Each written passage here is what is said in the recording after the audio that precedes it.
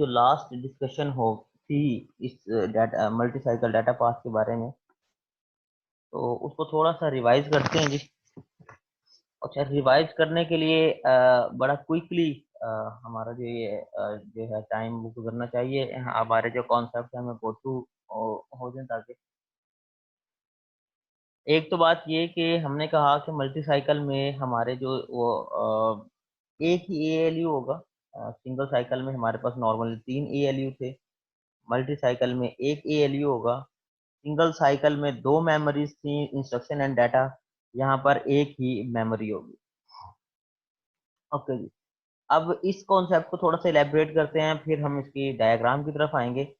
तो हमने कहा कि एक ही एएलयू होगा। अगर एएलयू एक होगा तो वो एक ही एएलयू हमने कहा कि वो सारे काम करेगा। अब वो सारे काम कितने हैं उसको हमने जब डिस्ट्रीब्यूट किया तो वो 4 टाइप के जो ऑपरेशन थे या 4 टाइप के हम ये कह लें कि जो रिस्पॉन्सिबिलिटीज थी एएलयू की, वो ये एक एएलयू कंप्लीट करेगा। अ, अगर आपके पास नोटबुक है तो इसको ना नोट करते रहना सारे पॉइंट्स को।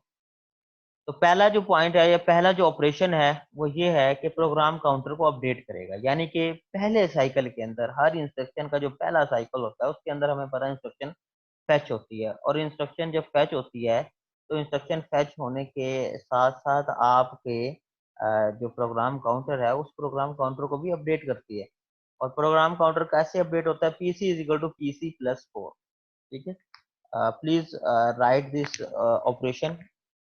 Operation number 1 is equal to क्या होगा कि PC is equal to PC plus 4 होगा। अच्छा, दूसरा ऑपरेशन क्या होगा? अगर आर टाइप का सिनेरियो है, आर टाइप का अगर केस है, तो आर टाइप के केस में हमारे पास क्या होता है, 2 रजिस्टर्स की वैल्यू पे ऑपरेशन अप्लाई होता है।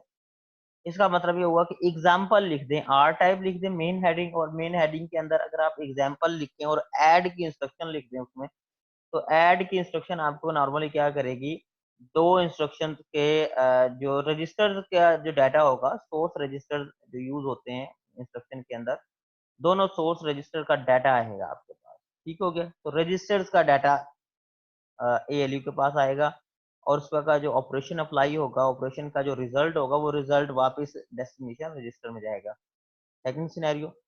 थर्ड सिनेरियो ये है कि अगर मेमोरी रेफरेंस इंस्ट्रक्शंस होती हैं, अगर मेमोरी रेफरेंस इंस्ट्रक्शंस होती हैं तो मेमोरी रेफरेंस इंस्ट्रक्शंस के अंदर मेमोरी का एड्रेस कैलकुलेट होता है। और मेमोरी का एड्रेस कैसे कैलकुलेट होता है कि बेस रजिस्टर प्लस ऑफसेट। इसका मतलब ये हुआ कि एएलयू का पहला सोर्स तो बेस रजिस्टर होगा और दूसरा सोर्स ऑफसेट वैल्यू होगी, और ऑफसेट वैल्यू भी कौन सी होगी? 32 बिट, यानी कि साइन एक्सटेंडेड ऑफसेट होगा। ठीक हो गया? तो इसका मतलब ये हुआ कि sign extended offset and register both will be the sources or input values of the ALU, and after adding these two values, obviously the result of the ALU will be the address of a memory। ठीक है, बिल्कुल अली अब्बास नकवी ठीक कह रहे हैं।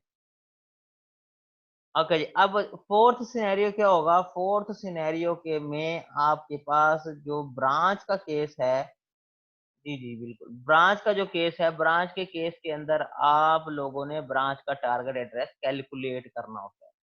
तो अब ये फोर्थ सिनेरियो क्या बनेगा कि प्रोग्राम काउंटर को अब फिर से अपडेट करना है, लेकिन अब पीसी रिलेटिव एड्रेसिंग के थ्रू करना है। और what is PC relative addressing? PC relative addressing is this कि पीसी प्लस 4। अब ये पीसी प्लस 4 क्या है?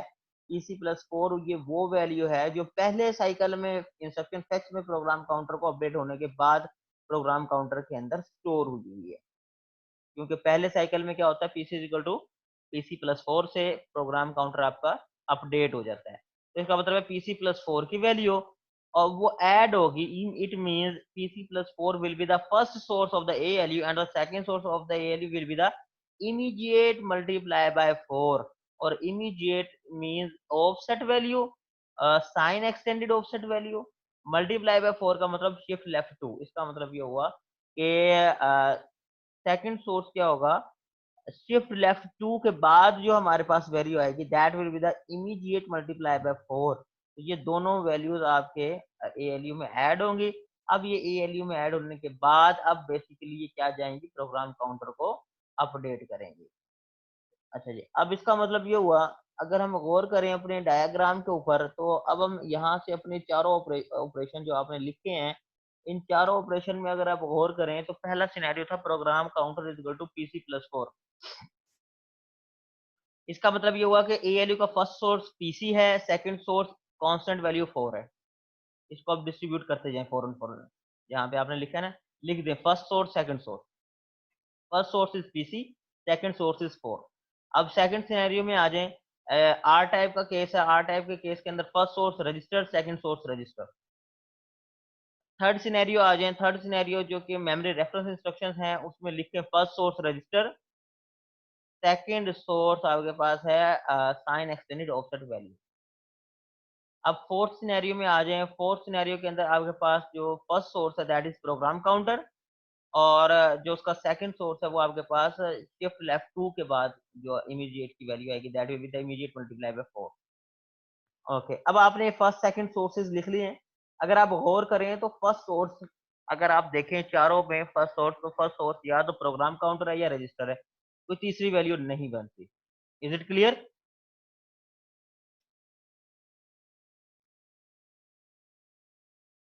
तो इसका मतलब ये हुआ कि आपके पास सिर्फ दो ऑपरेशन है।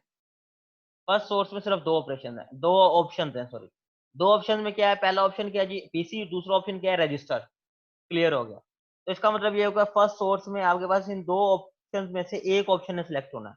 अब इन दो में से एक ऑप्शन आप एक मक्स के थ्रू सिलेक्ट कर सकते हैं। आप इस डायग्राम में जो आपको नजर आ रही है, इसमें देखिए एएलयू का जो ऊपर वाला फर्स्ट सोर्स है उसके अंदर जो मक्स लगा हुआ है 2x1 का लगा हुआ है। और 2x1 का मतलब वो जो टू ऑप्शन है, एक प्रोग्राम काउंटर होगा और एक आपके पास रजिस्टर वैल्यू होगी। क्लियर? अब अगर आप दूसरे सेकंड सोर्स देखें तो सेकंड सोर्स में आपके पास चार ऑप्शन आती हैं जी। चार ऑप्शन में क्या है? पहला ऑप्शन आपके पास एक ऑप्शन आपके पास रजिस्टर है आर टाइप के केस में, एक ऑप्शन आपके पास 4 इमीडिएट कांस्टेंट वैल्यू है पीसी प्लस 4 के केस में, एक आपके पास मेमोरी रेफरेंस इंस्ट्रक्शन के केस में साइन एक्सटेंडेड ऑफसेट वैल्यू है, और एक आपके पास ब्रांच के टारगेट एड्रेस के लिए इमीडिएट मल्टीप्लाई बाय 4 वाली वैल्यू है। तो ये चारों वैल्यू आपके पास आएंगे और इन चारों में से एक ने सिलेक्ट होना, तो 4x1 का मक्स लग जाएगा। तो इसका मतलब ये हुआ कि एएलयू के फर्स्ट सोर्स जो होगा वो 2x1 मक्स से आएगा, और सेकंड सोर्स जो होगा वो 4x1 मक्स से आएगा। यहाँ तक क्लियर हो गया जी बात? ओके जी। अब ये देखें कि हमने कहा कि अगर हम इंस्ट्रक्शन फेच करते हैं, इंस्ट्रक्शन फेच होने के बाद क्या होती है, प्रोग्राम काउंटर से जो एड्रेस होता है, सबसे पहला साइकिल हमें पता है इंस्ट्रक्शन फेच होता है, दूसरा इंस्ट्रक्शन डी कोड होता है, फिर एग्जीक्यूशन है, फिर मेमोरी और फिर राइट बैक है। तो मैं पहले साइकिल की बात कर रहा हूँ। तो first cycle is instruction fetch. अब इंस्ट्रक्शन फेच के अंदर क्या होता है कि हमें इंस्ट्रक्शन का एड्रेस चाहिए होता है ताकि हमारी इंस्ट्रक्शन हमें मिल जाए। ठीक हो गया। तो इंस्ट्रक्शन के मिलने के लिए इंस्ट्रक्शन का जो एड्रेस होता है वो प्रोग्राम काउंटर से आता है। तो इसका मतलब ये हुआ कि मेमोरी को आप एक्सेस कर रहे हैं वाया प्रोग्राम काउंटर, और प्रोग्राम काउंटर आपको एड्रेस दे रहा है। तो ये पहला तरीका है मेमोरी को एक्सेस करने का। लेकिन मेमोरी को एक और तरीके से भी एक्सेस किया जा सकता है, वो ये है कि मेमोरी से डाटा को रीड या मेमोरी में डाटा को राइट करना हो, लोड वर्ड या स्टोर वर्ड के केस में। इसका मतलब है तब हम डाटा को या रीड कर रहे होंगे या डाटा राइट कर रहे होंगे, तब हमारा एड्रेस से लेना देना नहीं है, लेकिन मेमोरी को एक्सेस एड्रेस के थ्रू ही किया जाएगा। ठीक है। तो इसका मतलब ये हुआ कि जब भी हम अब हमारा जो इंस्ट्रक्शन के एड्रेस से इस वक्त लेना देना नहीं था, मींस कि हम अब इंस्ट्रक्शन मेमोरी वाले पोर्शन को यूज नहीं कर रहे हैं मेमोरी रेफरेंस इंस्ट्रक्शन के केस में, बल्कि हम डाटा मेमोरी को अब एक्सेस करेंगे। लेकिन मेमोरी को एक्सेस करने के लिए हम यूज उसका एड्रेस ही करेंगे, क्योंकि हम विदाउट एड्रेस तो मेमोरी को एक्सेस कर ही नहीं सकते। तो इसका मतलब ये हुआ कि अब हमारे पास एड्रेस दो तरीकों से आएगा, या तो प्रोग्राम काउंटर से आएगा या फिर एएलयू ने जो मेमोरी रेफरेंस इंस्ट्रक्शन के केस में मेमोरी का एड्रेस कैलकुलेट किया था, या तो वो एड्रेस होगा। इसका मतलब ये हुआ कि अगर आप गौर करें कि मेमोरी को जब आप एक्सेस कर रहे हैं वाया एड्रेस, तो वो भी दो ऑप्शन हैं, एक प्रोग्राम काउंटर है और एक आपके पास एएलयू की आउटपुट है। और ये एएलयू की आउटपुट मेमोरी रेफरेंस इंस्ट्रक्शन के केस में base address plus offset. Okay जी। अब आपके पास जब ये एड्रेस आ जाएगा, तो ये अगर एड्रेस इंस्ट्रक्शन का हुआ किसी, तो वो इंस्ट्रक्शन आपके पास फैच हो जाएगी, और अगर ये डाटा मेमोरी में से किसी आपके पास चंक का हुआ, तो उस चंक से आपके पास या तो डाटा रीड का सिग्नल होगा तो डाटा रीड हो जाएगा, और राइट का होगा तो उस एड्रेस पे डाटा राइट हो जाएगा। अच्छा जी। अब हमारे पास मेमोरी को आपने एक्सेस किया फर्स्ट सिनेरियो में, और फर्स्ट सिनेरियो आपके पास है इंस्ट्रक्शन फैच। इंस्ट्रक्शन फैच में आपने इंस्ट्रक्शन को फैच कर लिया, अब इंस्ट्रक्शन आपके पास आ गई। अब जब आपके पास इंस्ट्रक्शन आ गई तो अब आपने उस इंस्ट्रक्शन को होल्ड करके रखना है तब तक जब तक कि वो इंस्ट्रक्शन कंप्लीट ना हो जाए। तो इसका मतलब ये है कि we need some storage where we can store the instruction. और वो जो स्टोरेज होती है वो नॉर्मली हम जो यूज कर रहे होते हैं वो रजिस्टर्स होते हैं। ठीक हो गया। तो वो रजिस्टर्स का मतलब ये होता है कि अब वो रजिस्टर जो इंस्ट्रक्शन को होल्ड करके रखेगा वो इंस्ट्रक्शन का रजिस्टर होगा। उसको हम आई आर कहते हैं, यानी कि I mean instruction, R mean register. तो इंस्ट्रक्शन रजिस्टर जो है हमारे पास बेसिकली क्या करेंगे हम, इंस्ट्रक्शन फैच के अंदर दो काम होते हैं। पहला काम क्या होता है, इंस्ट्रक्शन फैच होती है, और दूसरा काम क्या होता है, प्रोग्राम काउंटर अपडेट होता है विद पीसी प्लस 4।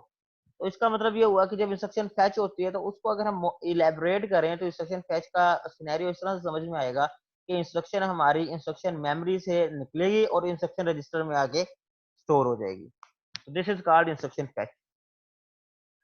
अब आपके पास इंस्ट्रक्शन फैच हो चुकी है। अब याद रखिएगा कि हर एक स्टेज का जो डाटा होगा वो दूसरे स्टेज में यूज होना है। कि फॉर एग्जांपल अगर एक इंस्ट्रक्शन आई है, ऐड की इंस्ट्रक्शन है, तो ऐड की इंस्ट्रक्शन जब फैच हो रही है तो ऐड की इंस्ट्रक्शन फैच होने के बाद जब डी कोड होगी तो उस इंस्ट्रक्शन ऐड की इंस्ट्रक्शन के जो रजिस्टर होंगे वही रजिस्टर डी कोड होने चाहिए। वही रजिस्टर जो ऐड के इंस्ट्रक्शन में लिखे हैं वही डी कोड हो ना, ताकि हमारे पास एक्चुअल डाटा मिल सके हमें। तो इसका मतलब यह है कि फैच वाला जो हमारे पास डाटा था वो आगे डाटा वही डाटा ट्रांसफर हो रहा है डिकोडिंग के लिए। अब जब डिकोड हो चुका तो डिकोडिंग में जो रजिस्टर डिकोड हुए हैं उन्हीं रजिस्टर में से डाटा निकल के एएलयू में जाना चाहिए एग्जीक्यूशन के लिए। ऐसा ना हो कहीं और से जाना चाहिए। इसका मतलब है डी कोड वाला जो डाटा था वो अब एग्जीक्यूशन में हेल्पफुल हो रहा है। अब जब एग्जीक्यूशन हो चुकी, एग्जीक्यूशन के बाद जब एएलयू का जो रिजल्ट आया है वही रिजल्ट आपका जो है वो वापस डेस्टिनेशन रजिस्टर में जाना चाहिए। ऐसा ना हो कोई और रिजल्ट हो। तो इसका मतलब ये हुआ कि आपके पास जो लास्ट स्टेज का जो डाटा है वो आपके नेक्स्ट स्टेज में यूज होना है। इसका मतलब ये हुआ कि हर लास्ट स्टेज का डाटा स्टोर होना है जब तक कि वो आगे ट्रांसफर ना हो जाए अगली स्टेज में यूज होने के लिए। तो इसका मतलब ये हुआ कि हर स्टेज के फौरन बाद आपके पास रजिस्टर लगेंगे।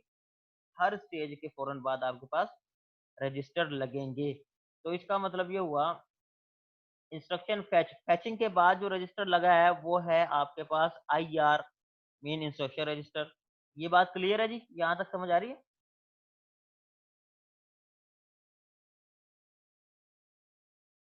जी क्लास।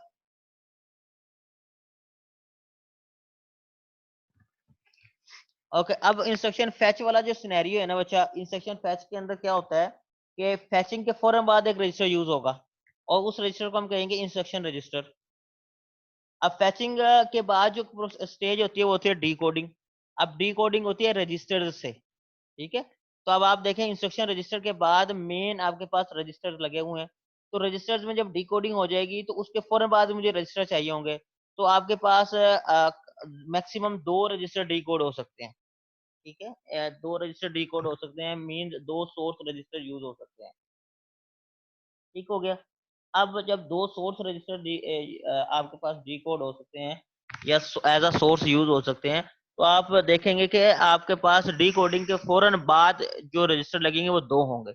एक रजिस्टर का नाम ए रजिस्टर है, दूसरे रजिस्टर का नाम बी रजिस्टर है। तो डिकोडिंग के बाद वाले जो रजिस्टर हैं ये दो रजिस्टर हैं। अब अगर आपके पास डिकोडिंग हो गई है तो एग्जीक्यूशन में आपके पास जब डाटा आ जाएगा तो एग्जीक्यूशन के बाद फौरन बाद एग्जीक्यूशन करता है एएलयू। तो इसका मतलब है एएलयू का जो रिजल्ट है उसके लिए एग्जीक्यूशन के फौरन बाद मतलब एएलयू का रिजल्ट जो होगा उसके लिए भी एक रजिस्टर यूज होगा। उसको हम कहेंगे एएलयू आउट। ठीक है, ये एग्जीक्यूशन के बाद आ गया।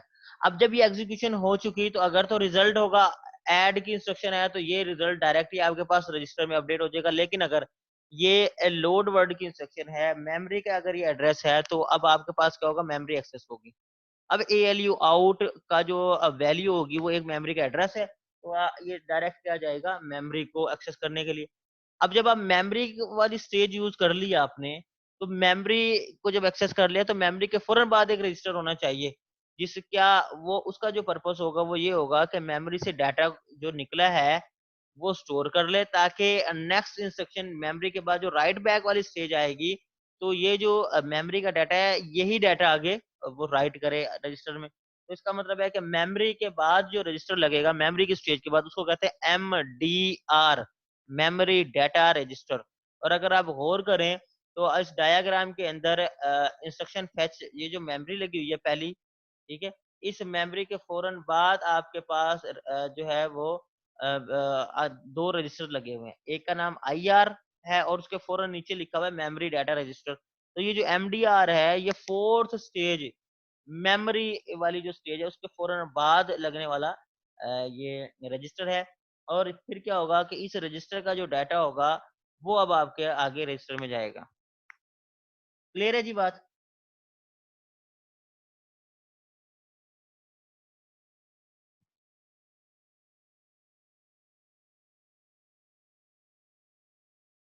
ओके जी।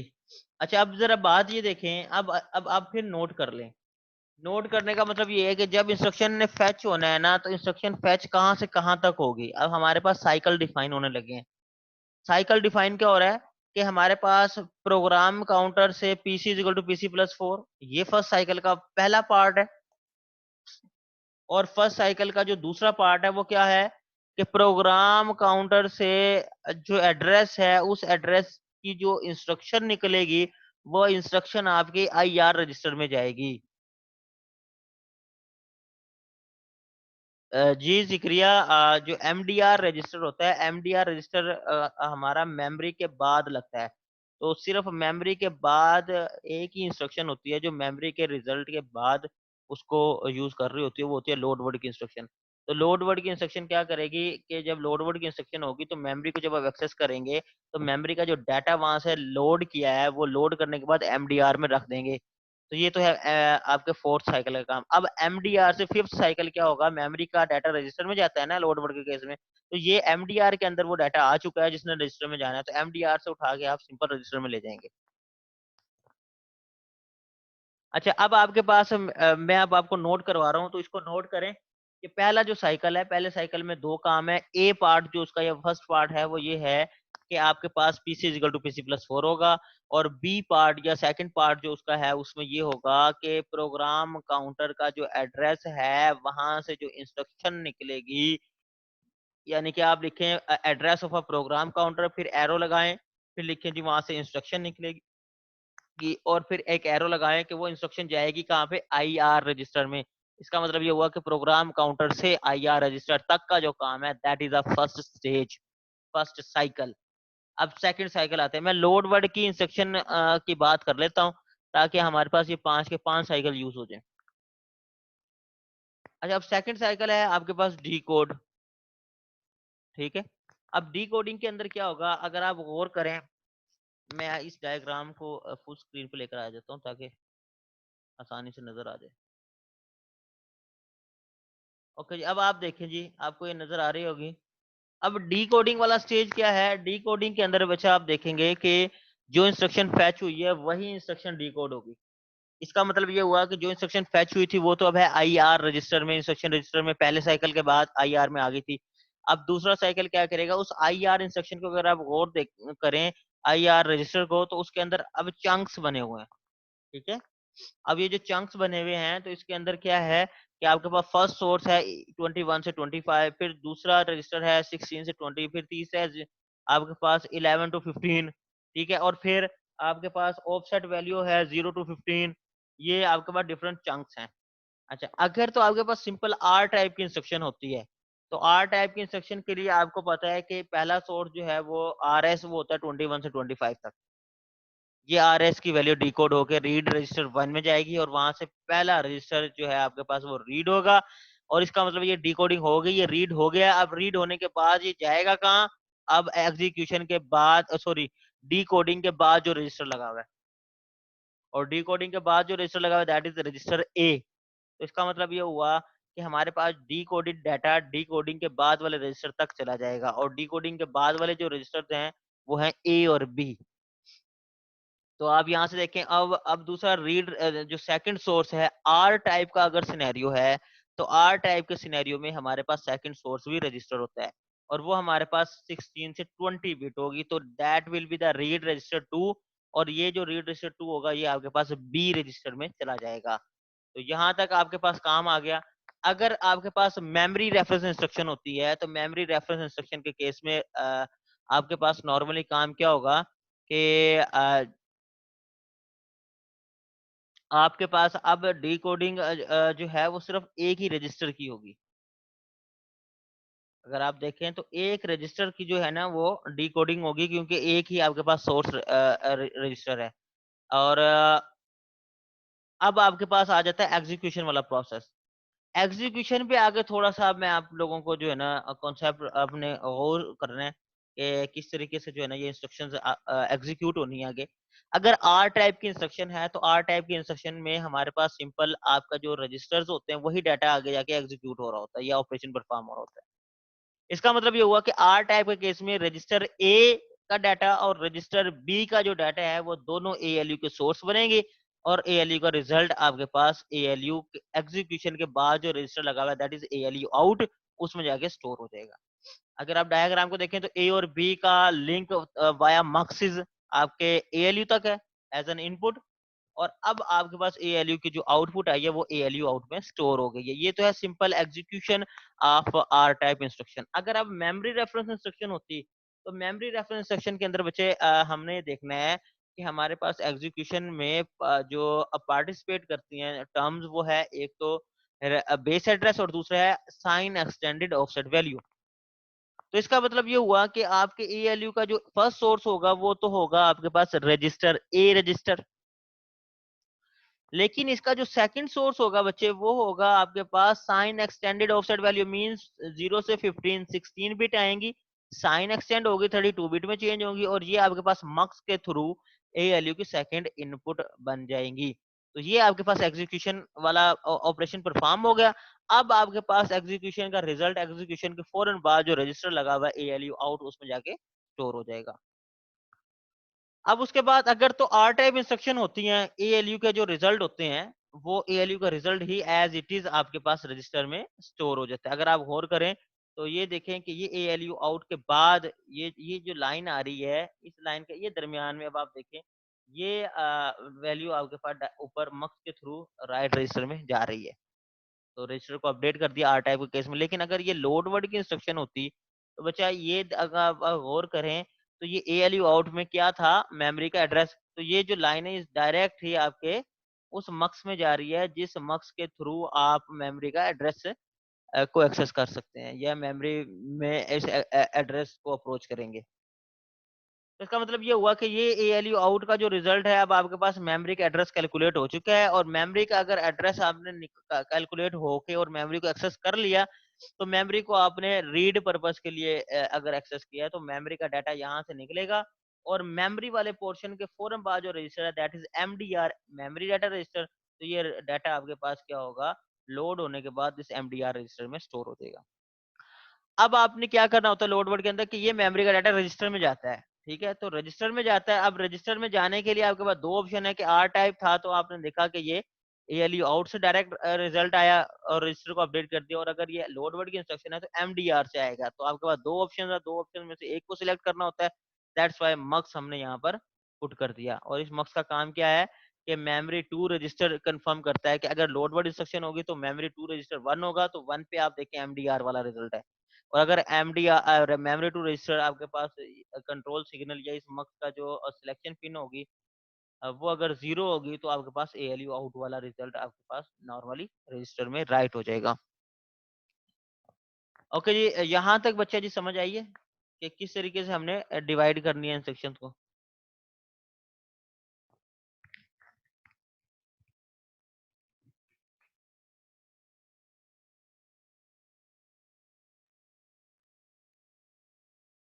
जी ठीक हो गया। अच्छा कामरान, अगर आपका कोई क्वेश्चन है तो आप पूछ सकते हैं, और अगर आप you want to unmute yourself तो तब भी आप मुझे बता दें, chat box is open for you.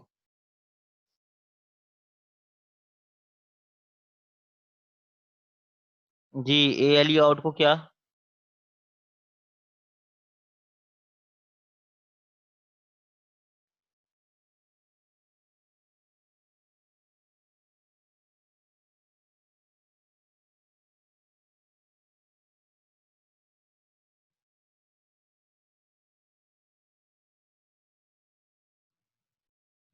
मैंने कहा कि ALU आउट जो है ना, ALU आउट में रिजल्ट कब आ सकता है? हर एग्जीक्यूशन प्रोसेस के बाद ALU आउट में रिजल्ट आ सकता है। ठीक है। अच्छा, हमने ये कहा कि अगर आर टाइप की इंस्ट्रक्शन है तो आर टाइप में क्या होता है कि ALU का जो रिजल्ट होता है वही रिजल्ट आपके रजिस्टर में जाता है। डन हो गया। तो इसका मतलब ये हुआ कि अब आप जरा गौर करें तो ALU का जो रिजल्ट है वो ALU आउट में आया, और ALU आउट का ये जो लाइन है अगर आप गौर करें तो ये लाइन ऐसे ये ऊपर जा रही है। ये मक्स के थ्रू कहाँ जा रही है? Right data. कहाँ पर राइट हो रहा है? ये रजिस्टर में। इसका मतलब ये हुआ आर टाइप के केस में ALU के बाद आपके पास रजिस्टर राइट हो गया। क्लियर हो गया जी? 4 साइकिल में इंस्ट्रक्शन कंप्लीट हो गई। लेकिन अगर ये मेमोरी रेफरेंस इंस्ट्रक्शन होती लोड वर्ड की, तो लोड वर्ड के केस में यही ALU आउट के अंदर जो रिजल्ट था मेमोरी का एड्रेस है। तो ये ALU आउट अगर आप गौर करें तो ये ALU आउट यहाँ पर ऊपर ये मक्स में जा रहा है जो प्रोग्राम काउंटर के फौरन बाद लगा हुआ था। तो प्रोग्राम इस मक्स की जो आउटपुट है वो कहाँ पर जा रही है? एड्रेस लिखा हुआ है, देखें। तो इसका मतलब है मेमोरी का ये एड्रेस होगा। और इस एड्रेस से जो आपके पास डाटा पड़ा होगा इस एड्रेस पे, वो डाटा अगर आप देखें इस इंस्ट्रक्शन मेमोरी के फौरन बाद आपके पास ये MDR रजिस्टर लगा हुआ है। तो ये आपके पास मेमोरी का डाटा आ चुका है। अब ये जो डाटा होगा, अब ये जाके लोड वर्ड क्या करता है? मेमोरी का डाटा रजिस्टर में राइट करता है। ठीक है। तो ये डाटा भी रजिस्टर में राइट होगा, और राइट डाटा पहले अगर आर टाइप होता तो वो हमारे पास ALU की आउटपुट होती। तो इसका मतलब है राइट कभी आर टाइप के केस में ALU से होगा, और कभी लोड वर्ड के केस में MDR से होगा। इसका मतलब है राइट डाटा के पास दो ऑप्शन है कि ALU आउट वाला डाटा या MDR वाला डाटा। तो उन दोनों में से एक को सिलेक्ट करना है। दैट्स व्हाई यहाँ पर मक्स लगा है, और मक्स की जो सिलेक्शन होगी वो मेमोरी टू रजिस्टर एक कंट्रोल सिग्नल होगा। और मेमोरी टू रजिस्टर की वैल्यू अगर 1 होगी तो हाई वो तभी होगा जब लोड वर्ड की इंस्ट्रक्शन होगी और MDR से डाटा राइट हो जाएगा। और अगर वो 0 होता है तो फिर आपके पास सिंपल ALU आउट से डाटा राइट हो जाएगा। ओके जी। अगर आप गौर करें जी, तो गौर करने पे हमें ये नजर आएगा कि प्रोग्राम काउंटर के बाद आपके पास जो मक्स लगा हुआ है वो 2x1 का लगा हुआ है। प्रोग्राम काउंटर के बाद जो मक्स लगा हुआ है, ठीक है। और इस मक्स में एड्रेस ही आ रहा है, लेकिन एड्रेस इंस्ट्रक्शन का है या डाटा मेमोरी का है? इंस्ट्रक्शन मेमोरी का है या डाटा मेमोरी का? ठीक है, ये कंफर्म नहीं है। तो इसका मतलब ये हुआ कि इस मक्स का जो कंट्रोल सिग्नल है ना, उसका नाम है IORD। IORD यानी कि इंस्ट्रक्शन या मेमोरी, सॉरी इंस्ट्रक्शन या डाटा मेमोरी। तो इसका मतलब है IORD अगर 0 है तो इंस्ट्रक्शन, और IORD अगर 1 है तो डाटा मेमोरी। डन हो गया जी। अब जब आपने मेमोरी को एक्सेस कर लिया, अब मेमोरी को दो पर्पस के लिए एक्सेस करेंगे, या रीड के लिए या राइट के लिए। तो मेमोरी रीड आपके पास तब हाई होगा जब लोड वर्ड की इंस्ट्रक्शन होगी, और मेमोरी राइट तब हाई होगा सिग्नल जब आपके पास स्टोर वर्ड की इंस्ट्रक्शन होगी। अब आपके पास आगे आ जाता है ये रजिस्टर। इस रजिस्टर में एक कंट्रोल सिग्नल आएगा जिसको आप कहेंगे इंस्ट्रक्शन राइट। तो इंस्ट्रक्शन राइट ऑब्वियसली आपके पास जब पहला साइकिल होगा इंस्ट्रक्शन फैच का, तो तब यहाँ पर इंस्ट्रक्शन राइट होगी, ताकि फैचिंग के अंदर जो इंस्ट्रक्शन आई है वो इसके अंदर इस रजिस्टर के अंदर राइट हो सके, स्टोर हो सके। अब इसके बाद अगर आप इस IR रजिस्टर के बाद देखें तो एक मल्टीप्लेक्सर लगा हुआ है, और ये मल्टीप्लेक्सर की जो आउटपुट है वो राइट रजिस्टर है। तो इस मल्टीप्लेक्सर के का जो कंट्रोल सिग्नल होगा उसका नाम है रजिस्टर डेस्टिनेशन। और रजिस्टर डेस्टिनेशन अगर हमें पता है आर टाइप के केस में आपके पास जो रजिस्टर डेस्टिनेशन होता है, मेमोरी रीड बच्चा लोड वर्ड के केस में हो सकती है, इसके अलावा तो मेमोरी रीड हो ही नहीं सकती। अगर आप आर टाइप का सिनेरियो देखें तो आर टाइप के सिनेरियो में जो आपके पास डेस्टिनेशन है वो 11 से 15 होता है, यानी कि 1। और अगर आपके पास आई टाइप है तो आई टाइप के अंदर आपके पास जो डेस्टिनेशन है वो RT होता है 16 से 20, यानी कि वैल्यू 0। ठीक है जी। और इसी मक्स के नीचे एक मक्स लगा हुआ है जिसको आपने राइट डाटा कहा हुआ है। तो राइट डाटा भी हमने डिटेल देखी है कि अगर ALU आउट आर टाइप या सिंपल अरिथमेटिक ऑपरेशन अगर आपने अप्लाई किए हैं तो उनका जो रिजल्ट होगा ALU आउट वाला, वो अगर राइट होना है तो आपने देखा मक्स में 0 वैल्यू, वो मेमोरी टू रजिस्टर वाला इसका कंट्रोल सिग्नल है वो 0 होगा। और अगर मेमोरी टू रजिस्टर 1 है तो इसका मतलब है MDR वाला डाटा आगे जा रहा है। इसके बाद ALU सोर्स A है, ALU सोर्स B है। ALU source A program counter को अगर आप अपडेट कर रहे हैं तब इसकी वैल्यू 0 होती है, PC equal to PC plus 4, या आप ब्रांच का टारगेट एड्रेस कैलकुलेट कर रहे हैं तब भी इसकी वैल्यू सोर्स A की वैल्यू क्या होगी, 0 होगी। अच्छा, इसके अलावा सोर्स A की जो वैल्यू 1 हो सकती है वो कब कब हो सकती है, अगर आप R टाइप इंस्ट्रक्शन है, अरिथमेटिक इंस्ट्रक्शन है आपके पास, तो आपके पास फर्स्ट सोर्स रजिस्टर होगा। ठीक है, ये हो सकता है। इसके अलावा आप ब्रांच का अगर आप ब्रांच कैलकुलेट कर रहे हैं कि ब्रांच ट्रू है या नहीं है, तो उसमें आप क्या करते हैं, दोनों रजिस्टर को सब्ट्रैक्ट करते हैं और देखते हैं कि 0 फ्लैग ऑन हुआ या नहीं। तो उस केस में भी आपके पास क्या होगा, ये फर्स्ट सोर्स रजिस्टर होगा। अगर आप मेमोरी रेफरेंस इंस्ट्रक्शन यूज कर रहे हैं, लोड वर्ड की इंस्ट्रक्शन है, तो उस केस में base address first source again register होगा, ए वाला डाटा ही आगे जाएगा। सेकंड सोर्स अगर आप देखना चाहते हैं ALU सोर्स B, तो आपको पता है अगर R टाइप इंस्ट्रक्शन होगी तो ही तो आपके पास ये जो B वाला जो यानी कि जो सेकंड सोर्स होगा वो रजिस्टर होगा। R टाइप के केस में दोनों रजिस्टर होते हैं ना, तो सेकंड सोर्स भी रजिस्टर होगा।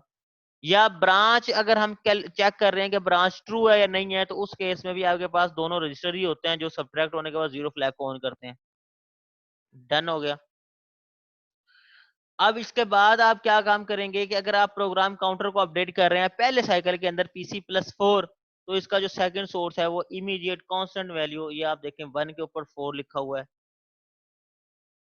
अब अगर आप मेमोरी का एड्रेस कैलकुलेट करना चाह रहे हैं, तो मेमोरी का एड्रेस कैलकुलेट करने के लिए आपके पास base register plus offset value होती है, और ऑफसेट भी कौन सा, साइन एक्सटेंडेड ऑफसेट। तो आप देखिए सेकंड सोर्स में जो सेकंड नंबर लिखा हुआ है 0122 जो लिखा हुआ है, सॉरी, वो जो 2 है वो आप देख सकते हैं कि 32 बिट जो साइन एक्सटेंड के बाद आ रही है, ये वो है। ठीक है जी।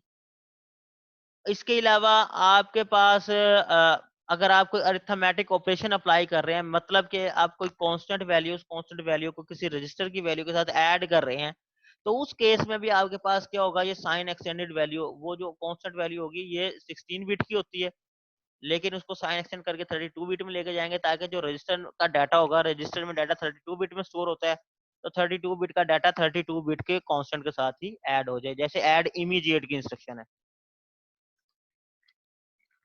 अब आपके पास अगर ब्रांच का टारगेट एड्रेस आप कैलकुलेट कर रहे हैं, तो ब्रांच के टारगेट एड्रेस के लिए हमें पता है कि पहला सोर्स का प्रोग्राम काउंटर था, तो दूसरा इमीडिएट मल्टीप्लाई बाय 4, मतलब ये जो आपके पास साइन एक्सटेंडेड वैल्यू आई है, इसको अब आप शिफ्ट लेफ्ट 2 करेंगे, और आपके पास ये थर्ड यानी कि 1 1 इसकी वैल्यू होगी ALU सोर्स B की, तो आप ALU में जाएंगे और ALU ऑपरेशन अप्लाई करेगा। अब ALU को हमने देखा कि ALU का जो ऑपरेशन कंट्रोल होता है वो ALU कंट्रोल से होता है।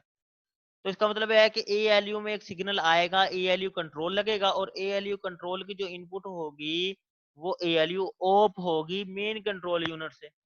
मेन कंट्रोल यूनिट से एक ALU ऑप का सिग्नल जनरेट होता है, जिसको हमने कहा कि 00 value for memory, 01 for branch, 10 for R type instruction. अब हमने कहा कि जब 00 मेमोरी होती है तो सिंपल वो एडिशन करता है, 01 ब्रांच होती है तो वो सब्ट्रैक्शन करता है, लेकिन जब 10 R टाइप का सिनेरियो आता है तब आपके पास ऑपरेशन डिफाइन नहीं होता है। इसका मतलब है उसकी एक और इनपुट होती है जिसको आप 6 बिट फंक्शन बिट कहते हैं, तो ALU कंट्रोल की वो 6 बिट फंक्शन बिट भी होंगी। इस तरीके से ये आपके पास टोटल कंट्रोल सिग्नल है। अब मैं जो है इस स्लाइड को आगे फर्दर चलाता हूँ। ये देखें जी, ऑरेंज लाइन में जितने सिग्नल्स हैं वो सारे कंट्रोल सिग्नल हैं, तो लेफ्ट साइड से स्टार्ट होते हैं, तो आपने मक्स का देखा IRD बता दिया, IRD इंस्ट्रक्शन या डाटा, मेमोरी रीड है, फिर मेमोरी राइट है, हमने डिफाइन कर लिया। IR राइट इंस्ट्रक्शन राइट जो पहले साइकिल में 1 हो जाएगा ताकि इंस्ट्रक्शन यहाँ पर राइट हो सके। फिर उसके बाद आपने देख लिया कि रजिस्टर डेस्टिनेशन लगा हुआ है, रजिस्टर डेस्टिनेशन आपको पता है कि R टाइप का केस है तो रजिस्टर डेस्टिनेशन आपके पास 11 to 15 है, I टाइप का केस है तो 16 से 20 वाला चंक। मेमोरी टू रजिस्टर अगर लोड वर्ड की इंस्ट्रक्शन होगी तभी ये 1 होगा, अदरवाइज कोई भी अरिथमेटिक ऑपरेशन राइट करना होगा तो इसकी वैल्यू 0 रहेगी। फिर उसके बाद है रजिस्टर राइट के, अगर रजिस्टर को अगर कोई राइट होना है तो ये रजिस्टर राइट वाला जो है आपके पास सिग्नल 1 हो जाएगा ताकि जो है रजिस्टर राइट हो सके। इसके बाद ALU सोर्स A और B है, ये देख ली हमने 2 ऑप्शन कौन कौन से होंगे और 4 कौन से होंगे। फिर ALU का ऑपरेशन ALU कंट्रोल के थ्रू कंट्रोल हो रहा है और ALU कंट्रोल की 2 इनपुट्स हैं। एक आप देख सकते हैं ALU ऑफ है जो कि मेन कंट्रोल यूनिट से आ रही है, और एक आप देख सकते हैं ब्लैक कलर की लाइन आ रही है, और उसको अगर आप गौर करें तो ये आ रही है इंस्ट्रक्शन की 0 से 5 बिट का जो चंक है वो, और वो 0 से 5 bit right side most right bit होती है, राइट चंक होता है जो कि फंक्शन बिट्स का चंक होता है। ओके जी, क्लियर है जी ये बात बच्चा?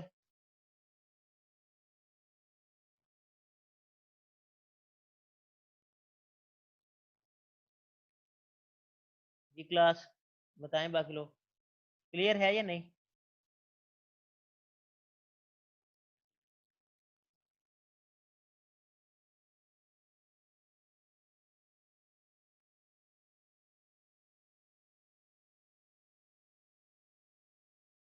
ओके जी। अब हमने तमाम कंट्रोल सिग्नल जो है ना उसका वो जो लाइनें हमने ड्रॉ की थी वो तमाम लाइनें ये आप देखें तो कंट्रोल यूनिट बनाया है और उन सबको उसके साथ कनेक्ट करती है। तमाम हमने हम ये देख लिया आपने कि इसको हमने मेन कंट्रोल यूनिट से कनेक्ट कर दिया है। अच्छा, अब कनेक्ट करने के बाद दो चीजें जो है ना इस डायग्राम में एक्स्ट्रा आई हैं। दो चीजें, एक चीज तो ये आई है कि आपका जो प्रोग्राम काउंटर है उसने जो अपडेट होना होता है, सबसे पहले तो ये देख लें कि उसने अपडेट कैसे होना होता है। पहला सिनेरियो, पहला जो स्टेज है उसके अंदर प्रोग्राम काउंटर ने सिंपल पीसी प्लस 4 से अपडेट होना होता है, यानी कि फर्स्ट ऑप्शन। सेकंड ऑप्शन आपके पास क्या है कि अगर आपके पास ब्रांच का टारगेट एड्रेस है तो ब्रांच का टारगेट एड्रेस के बाद आपने प्रोग्राम काउंटर को अपडेट कर देना है। तीसरा सिनेरियो क्या है, तीसरे सिनेरियो के अंदर अगर जंप की इंस्ट्रक्शन है तो जंप का टारगेट एड्रेस आपके प्रोग्राम काउंटर में जाके प्रोग्राम काउंटर को अपडेट करेगा। तो ये तीन आपके पास ऑप्शन है, तो आपने क्या किया, 4x1 का मक्स लगाएंगे, लेकिन आपने शो सिर्फ तीन ही यहाँ पे ऑप्शन किए हैं। ये जरा आप देखें, ALU के बाद ALU आउट लगा हुआ है, ALU आउट की जरा ऊपर थोड़ा सा राइट साइड पे देखेंगे, ALU आउट के बाद तो आपके पास एक मक्स नजर आएगा। इस मक्स की जो जीरो इनपुट है ये PC+4 वाली इनपुट है, यानी कि जीरो इस, और अगर आप इसका जो कंट्रोल सिग्नल है उसको देखें तो वो PC सोर्स है, ठीक है, प्रोग्राम काउंटर की इनपुट। ठीक है, कि प्रोग्राम काउंटर इस इनपुट के अकॉर्डिंगली अपने आप को अपडेट करेगा। अगर आप जीरो पे देखें तो PC+4 आ रहा है, और अगर आप वन पे देखें तो ALU की आउटपुट आ रही है। तो मैंने कहा था कि ब्रांच का जब टारगेट एड्रेस कैलकुलेट करेंगे वो एग्जीक्यूशन प्रोसेस में होता है, वो आपके पास ALU आउटपुट ALU जो है ना वो करता है। तो ALU जब भी कोई ऑपरेशन परफॉर्म करेगा तो उसका जो रिजल्ट होगा ALU आउट में जाके स्टोर हो जाएगा। तो इसका मतलब ये हुआ कि अब आपके पास ब्रांच, ये जो वन है ना मक्स की वन जहाँ पे लिखा हुआ है, 0 PC+4 है, वन आपके पास ब्रांच का टारगेट एड्रेस है। अब ये टू है, टू अगर आप गौर करें तो आपके पास टू आपके पास आ रहा है 26 बिट को शिफ्ट लेफ्ट टू करके 28 किया। फिर प्रोग्राम काउंटर की जो 4 बिट्स हैं वो कनकेट हुई, कनकेट होने के बाद 32 बिट बना, 32 बिट आपके पास सेकंड टू वाली जो आपके पास ऑप्शन है वहां पर गया और PC सोर्स की वैल्यू के थ्रू PC आपका अपडेट हो जाएगा। तो एक तो ये चीज है। दूसरी चीज क्या है, दूसरी चीज ये है कि हमने सिंगल साइकिल के अंदर ये बात बड़ी डिटेल में देखी थी कि अगर ब्रांच की इंस्ट्रक्शन होगी तो एक ब्रांच का कंट्रोल सिग्नल निकलेगा, और फिर आपके पास जीरो जो फ्लैग है वो जीरो फ्लैग निकलेगा। अगर जीरो फ्लैग भी हाई है और ब्रांच का भी केस है तो एंड गेट होगा, और एंड गेट की जो आउटपुट होगी वो आपके प्रोग्राम काउंटर को अपडेट कर रही होती है कि हाँ जी प्रोग्राम काउंटर ने अपडेट होना या नहीं होना। तो अब भी यही हो रहा है, लेकिन अब जरा थोड़ा सा चेंज हो गया है। चेंज इस तरह से हो गया है कि पहला अगर साइकिल है, पहला साइकिल में हमने कहा इंस्ट्रक्शन फैच होती है और प्रोग्राम काउंटर अपडेट होता है, ठीक हो गया। अगर आप गौर करें तो कंट्रोल यूनिट के लेफ्ट साइड पे पहले दो जो ऑपरेशन कंट्रोल सिग्नल है उनके नाम ही ये है PC राइट कंडीशन, और उसके नीचे वाला जो कंट्रोल सिग्नल है उसका नाम है PC राइट। तो PC राइट और PC राइट कंडीशन, ये दो कंट्रोल सिग्नल आपके पास यूज हो रहे हैं। अब इनका जरा फर्क समझिए। ये जो PC राइट है सेकंड नंबर वाला, जो लेफ्ट साइड पे टॉप से सेकंड नंबर वाला अगर कंट्रोल सिग्नल PC राइट वाला है, इसको अगर आप गौर करें तो इसका मतलब ये है कि जब पहला साइकिल आएगा, पहला साइकिल इंस्ट्रक्शन फेच का होगा, इंस्ट्रक्शन फेच के अंदर आपके पास PC इक्वल टू PC+4 वाला काम होगा। तो प्रोग्राम काउंटर में क्या वैल्यू आ जाएगी, PC+4 वाली वैल्यू आएगी। इसका मतलब है प्रोग्राम काउंटर अपडेट होगा। इसका मतलब है प्रोग्राम काउंटर को अपडेट होने के लिए कंट्रोल सिग्नल की जरूरत होती है। तो उस कंट्रोल सिग्नल की वैल्यू होती है PC right, simple PC right. तो इसका मतलब ये हुआ पहले साइकिल के अंदर पीसी राइट 1 हो जाएगा, पहला साइकिल होगा और पीसी राइट की वैल्यू 1 होगी। अब जब दूसरा अब उसके बाद जब ब्रांच का टारगेट एड्रेस कैलकुलेट करना है ना, तो पीसी राइट ना सिर्फ पहले साइकिल में 1 होना, उसके बाद उसने 1 नहीं होना। लेकिन अगर पीसी राइट 1 नहीं होगा तो प्रोग्राम काउंटर को तो अपडेट करना है ना, प्रोग्राम काउंटर को सिग्नल मिलना चाहिए। तो हमने एक और गेट लगा दिया पीसी राइट में, और उसके बाद जो दूसरी वैल्यू है वो कौन सी है, वो दूसरी वैल्यू ये है कि अगर अगर आपके पास ब्रांच का टारगेट एड्रेस आप देख चेक करते हैं ना, तो अगर आपके पास ब्रांच की इंस्ट्रक्शन आएगी तो पीसी राइट कंडीशन 1 हो जाएगा। ब्रांच की इंस्ट्रक्शन में आपके पास क्या होगा, पीसी राइट कंडीशन आपके पास 1 हो जाएगा। ये 1 तो हो गया एक 1। लेकिन क्या ब्रांच की इंस्ट्रक्शन आने का मतलब ये होता है कि आपने जंप करना है? हरगिज नहीं होता इसका मतलब। बल्कि इसका मतलब ये होता है कि आप चेक करें क्या ब्रांच इक्वल है या नहीं, ब्रांच इक्वल के केस में।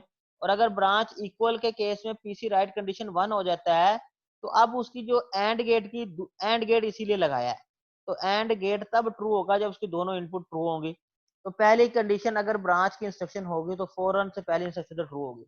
अब दूसरी इंस्ट्रक्शन अब आपकी डिपेंड करती है, और वो डिपेंड क्या करती है कि जो वो दोनों ब्रांच के केस में दोनों रजिस्टर आपके एएलयू में जाते हैं, और एएलयू उन पे सब्ट्रैक्शन का ऑपरेशन अप्लाई करता है, और सब्ट्रैक्शन का ऑपरेशन अप्लाई करने के बाद अगर आंसर 0 आएगा तो 0 फ्लैग हाई हो जाएगा, 1 हो जाएगा, आपके पास सेट हो जाएगा। अब ये सेट वैल्यू आपके पास एंड गेट की इनपुट बनेगी, और अगर ये ब्रांच इंस्ट्रक्शन सेटिस्फाई हो चुकी है तो अब एंड गेट की आउटपुट 1 हो जाएगी, और जब एंड गेट की आउटपुट 1 होगी तो ये एक और गेट की इनपुट है, और गेट की कोई एक इनपुट भी 1 होती है तो इसकी आउटपुट 1 होती है।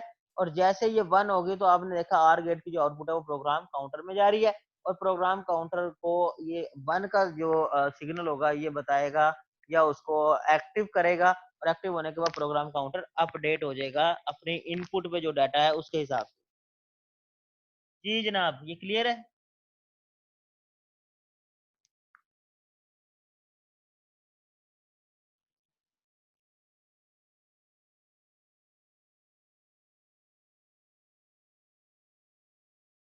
ओके जी, नेक्स्ट देखते हैं। नेक्स्ट अगर आप देखें ये कंट्रोल सिग्नल्स हैं। कंट्रोल सिग्नल हमने बड़ा डिटेल में देख लिए।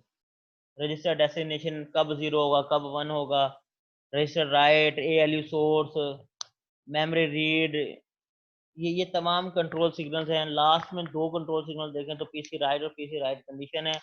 पीसी राइट में उसने कहा कि जब प्रोग्राम काउंटर राइट करना है तो ये 1 होगा, और ये पहला साइकिल में होगा बस।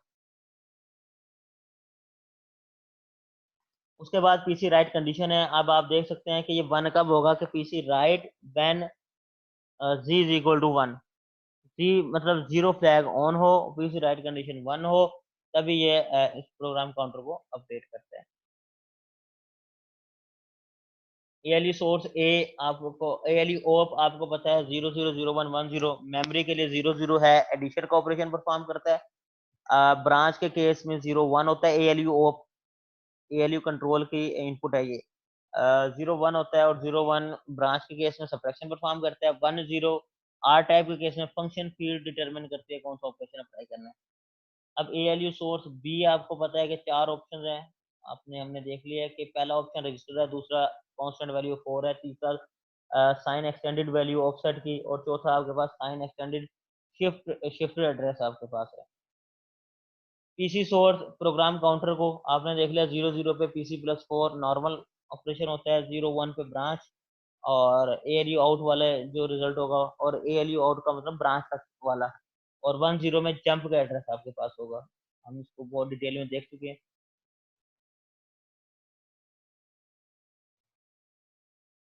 ओके जी। Arithmetic instruction steps, I think यहाँ से हम अपना जो है वो नेक्स्ट क्लास में कंटिन्यू करेंगे। अभी तक हमने जो है वो तकरीबन अपना जो है बेसिक आइडियाज़ और बेसिक आइडिया के बाद जो आर्किटेक्चर है, आर्किटेक्चर कंप्लीट हमने स्टडी कर लिया है। अब इस आर्किटेक्चर को के साथ कुछ हम अभी फंक्शंस परफॉर्म करेंगे। इंशाल्लाह वो फंक्शन हम अपनी नेक्स्ट क्लास से परफॉर्म करना स्टार्ट करेंगे। तो इसके बाद जो है वो हम इंशाल्लाह नेक्स्ट क्लास में पढ़ेंगे। अगर किसी की कोई क्यूरी है, कोई क्वेश्चन है, समझ नहीं आई, तो आप लोग क्वेश्चन कर सकते हैं।